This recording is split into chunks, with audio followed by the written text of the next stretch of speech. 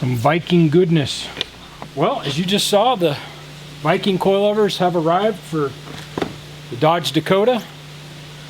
We got springs about a week ago, so this is a front and it has a bump stop built in, meaning it's just a rubber bump stop already on the shaft, so it protects the shock at full compression. We've got all the pieces here, the bearings to go in it. Got a thrust bearing, thrust washer, thrust bearing that goes on so the spring makes it a little easier to turn these lock nuts and stuff. Should have the wrench in here. Yep, there's the wrench. So what we're going to do is go ahead and assemble these. The front ones get the big heavy springs, the rear ones get the lighter springs, and we can go ahead and install the rear ones finished done. The front ones I can install one side or the other because I only have one set of the mock-up bushings. So we'll go ahead and do the driver's side because I already have one of the A-arms mounted up there. One of the lowers is mounted up on there. So we'll go ahead and throw these in, mount them up, and try and get the truck off all these jack stands and get it down sitting on its own tires. It'll be the original tires, and I have taken off all the fender flares there at the paint shop. So we're not going to get a complete look at how the truck is, but we're going to get a pretty good idea. All right, guys, that's 4 of them complete. Fronts, rears. Same valving in all of the shocks. I've got all the settings, compression and rebound all set the same.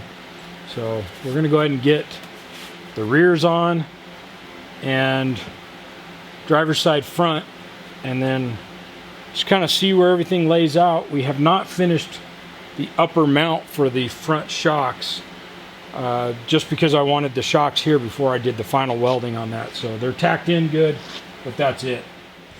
We're gonna get going. Put this tire on.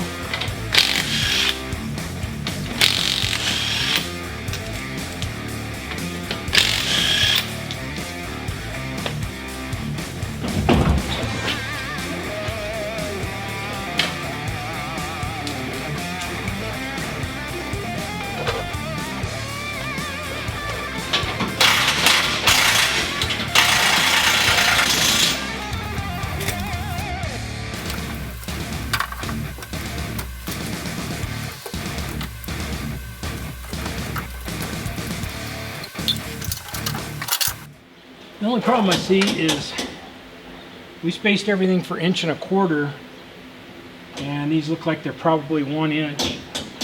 And I know I told them that we were doing 1.25 inches, so I'm gonna have to call them and find out about some high, I don't know, some kind of spacer, misalignment spacers or something. But for now, I mean, we can't drive it like this, but we can certainly test fit everything. Like I said, this is what I was talking about. We need to get something to fill in the gap. Now these are spaced for 1.25 inches, and I know I told Viking that was what we did, was 1.25 inch spacing. So we may have to either change out these spherical bearings, or there may be some spacers that they can send us. But same problem on both ends. Like I said, no big deal for our test fit, but don't want to drive. All right, so the truck is still on a jack in the back, but the tire is just touching the ground. So that's full droop, which is a ton of clearance, way more than we're going to ever need on the street. So let's lower this down and see what it looks like once we get it weight on the springs.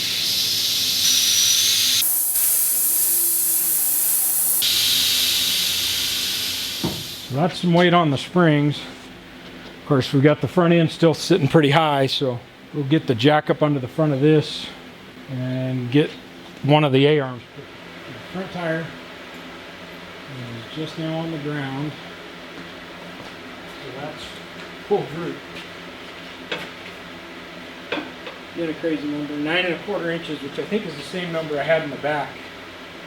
So let's lower this down now.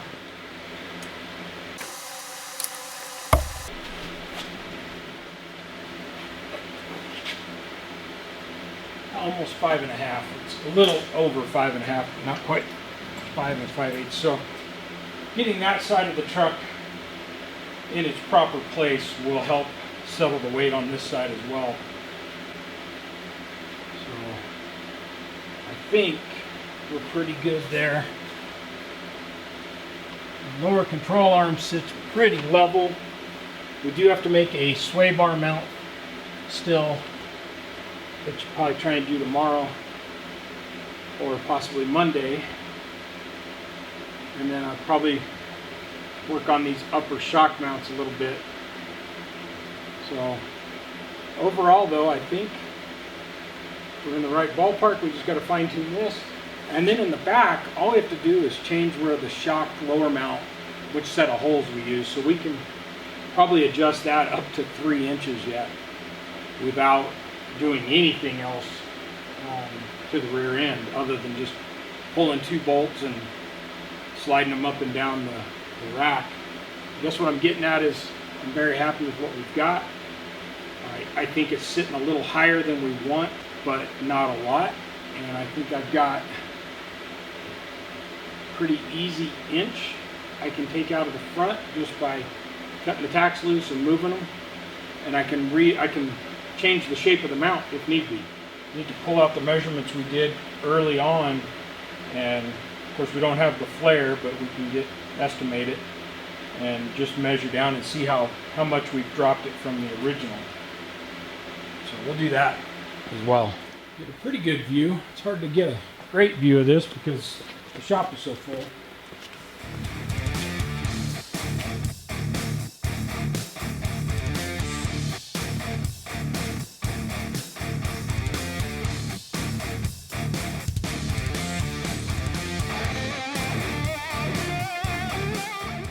I don't know how well you guys can see this, but I'm working on the back of the Dodge Dakota. This is the driver's side. I've already pulled the factory axle. One of the other things my brother is doing with this truck is converting this to disc brakes. And he's converting it to 5-lug. I don't remember the number, but it's the same one as the current Mustangs. So we've got new axles that were ordered with everything factory out to the flange, and then instead of 6-lug, it's a 5-lug Mustang pattern. And I think it even has I think the wheels are lug centric, but it does have the hub center set so that the disc for the rear here is hub centric. So like I said, I've pulled the axle, and the process is you take the rear cover off the differential, take 1 bolt out of the cross pin, slide it out of the way, push the axle in, pull the C-clip out, pull the axle out. Before we put the other axle in, we do have new bearings and a new seal. We're going to hold off on those and just reuse this bearing and seal for now, just for mock-up. But we do need to get this drum out of the way, or the drum brakes out of the way. So one of the things we need to do is there's, I think, 6 bolts back here. Nope, just 4. There's 4 bolts back here. We need to loosen up those 4 bolts. We can pull this off. We also need to take the parking brake cable loose. So we'll end up dismantling part of this brake system shoe. So I'm going to take a couple of pictures. Not that I think we're going to be putting it back together, but just in case, I need to know how. There's plenty of springs and other stuff in here that I guarantee you I will have forgotten by the time I would actually have to do anything with it. So let me get a couple of pictures of that. We'll get I think it's a 9/16. Take those bolts loose, pull this whole thing off, disconnect the parking brake cable. Then we can go get one of the discs, and all we're going to do is slide the axle in and put the disc on. We're not going to worry about backing plates and adapters and everything to actually make this a disc brake system. We're just going to get a disc on there to space the wheel. Only doing this because I want to see what it looks like with the wheel at this height. I can make new brackets down here for the shock. In fact, I have already made one that will drop it another inch. And I just want to see if this is a good height. I think it's too tall, so that's why I made this bracket with the 1-inch drop. If we don't like that, we'll make it with an 1.5-inch drop or a 2-inch drop. The idea was you had all these adjustments, but we're down here at the bottom using the very bottom of bracket, so all that other adjustment, unless he wants to raise it up, are not really going to do us any good.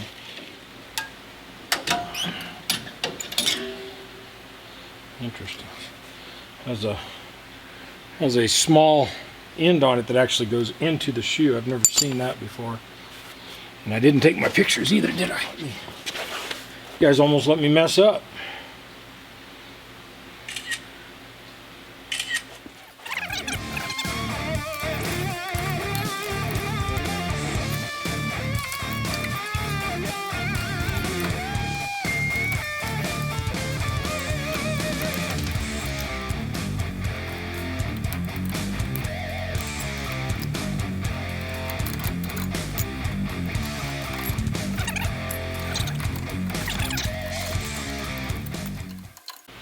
So I thought we were just going to take that one shoe off, but in the end it's just easier to take the whole thing apart.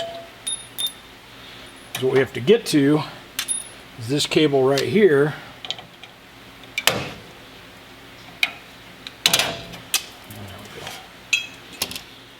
Now I can take these 9/16 bolts off.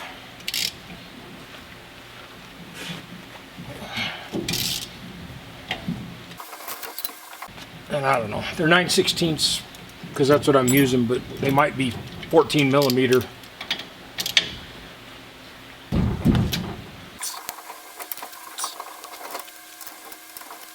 If you remember, when we were doing up the rear axle, we cut and rebent these lines to go into this wheel cylinder. Now here we are, we don't need the wheel cylinder. So we're going to go get us probably a 10 millimeter or 3/8 wrench. Take that loose, and then I'll probably for now just put a plug, put a female to female adapter in there with a plug in it. So let me go get those.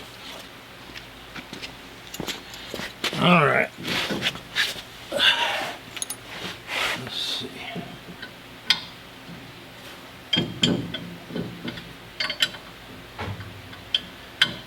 Now I'm taking this off with just a regular open end, but they'd already been off just not that long ago when I was working on the rear axle. So you guys are taking these off for the first time. Don't be surprised if you got to use some kind of stuff to get in there and break loose the rust, and you got to put heat on them, and just be careful, try not to break the line off, and you save yourself some work. Because if you get to twisting on it and it twists that line, then you get to remake the line. So right now this is still dripping a little bit, which is good, and that looks like probably a 3/8 24. Okay, so we got that. Let's put these 4 nuts back on here. We will probably need them to hold on part of his disc brake kit. Now the axles are 2 different lengths. You got a long side on the driver's side and a short one on the passenger side. They're different by about, oh, I don't know, I guess probably 3 or 4 inches. So that's something to keep in mind. And all we're going to do is slide in the new axle.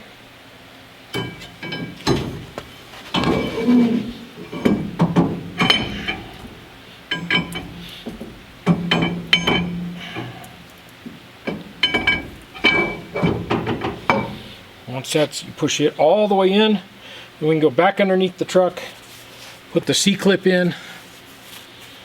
And actually, I think I've got the cross pin in the way, so we'll go underneath the truck, pull the cross pin out of the way, slide the axle in all the way, drop the C-clip in, push the axle back out till it's up against the C-clip, run the cross pin back in, we can put the rear cover back on. Alright, so we've got the axle in, C-clip, everything's in, so it's where it's supposed to be. That's nice because the disc is hub-centric, it looks like. So we can put our wheel on there. So even though you'd normally have the rest of your apparatus, brackets with a caliper and all that, we're just going to get this on here so we can put a tire on it and look and see what it looks like in this opening. I need to clean all this off, but I don't want to scratch the truck. Alright, so here's our tire. These are a 315 35/20, and these wheels are supposed to fit the late model Mustangs.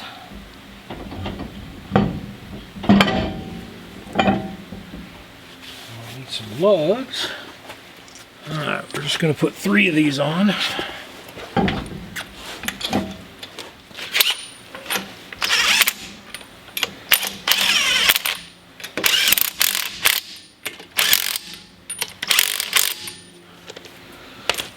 Looks pretty nice. Let's drop it down. So I think that's the gap. This is what's bothering me. There's too much gap here. Trying to be ultra careful here not to scratch the paint. You see, like all this where it was really black, keeping that inside where it was already at, which is under the fender flare. We're not going to take any of that and wipe it up. I hate to do that. Wipe them down like this. I'd much rather rinse it off with water, get most of it out that way before I ever started. But well, what do you guys think? You like the wheels? I do. I like that wheel. It's got a pretty deep offset,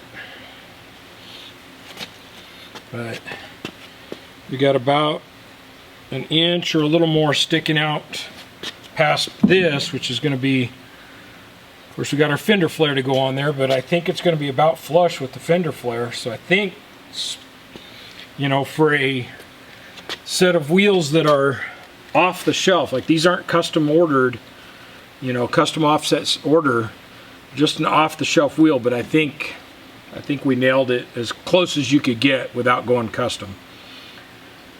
That said, I think this gap needs to close up, I mean, at least an inch.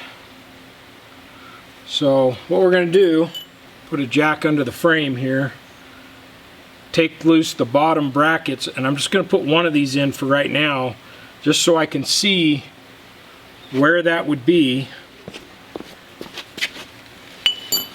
I also want to put that center cap on.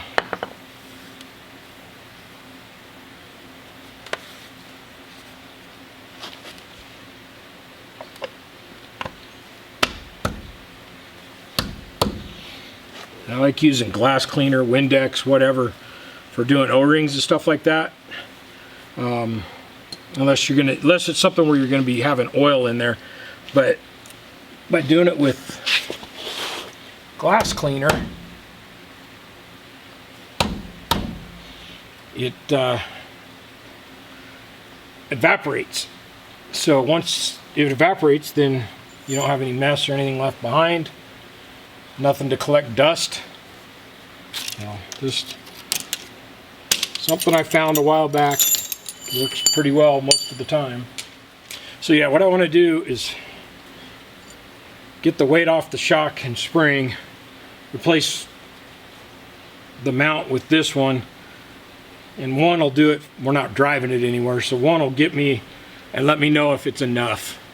Because if it's not enough, I don't want to cut out 4 of these, drill them all out, do all the work on them, waste the material and the time it takes, then to figure out, oh well, we need another 1/2 inch before we're happy. So I'm gonna take a picture here, and then I'm gonna put this on, take another picture, and we'll send them off to my brother, let him decide. But I think an inch lower is probably gonna get it. So right here is why I like to only make one bracket until I'm sure it's gonna fit, because that's touching right there. So that tells us we need to come back square or parallel to the ground to about this point, and then we can go up, and we could afford to make this a little thicker to, you know, make this strong enough in here for this piece hanging out. And also come down a little bit here and square it off, which will give it plenty of strength. So it's little things like that that you need to catch, or you're going to be tearing up this shock for no reason. But for now we can test it by putting the wheel on and just putting the weight on there. Not going to hurt anything, just static.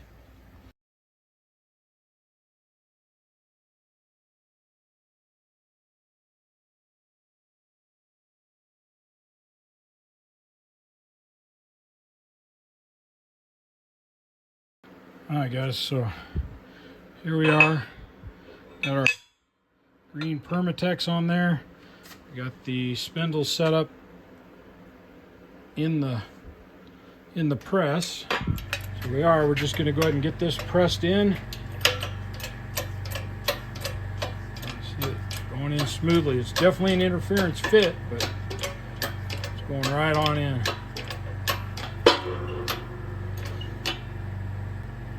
Get a rag, we'll clean up some of our mess there and come right back.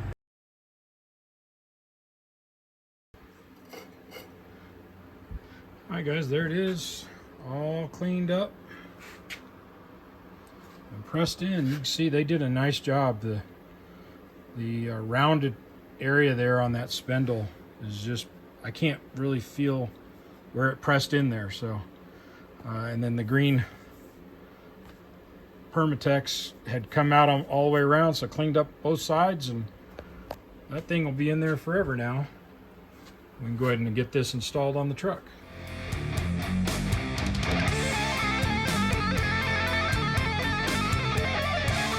Alright guys, here's the spindle installed. I mean, it went right in. Obviously it should, because it's a factory spindle on factory ball joints, even though we've made our own A-arms, upper and lower. And right now I have the shock on sitting on this little scissor jack, but without the spring, so that we can run it through its motion.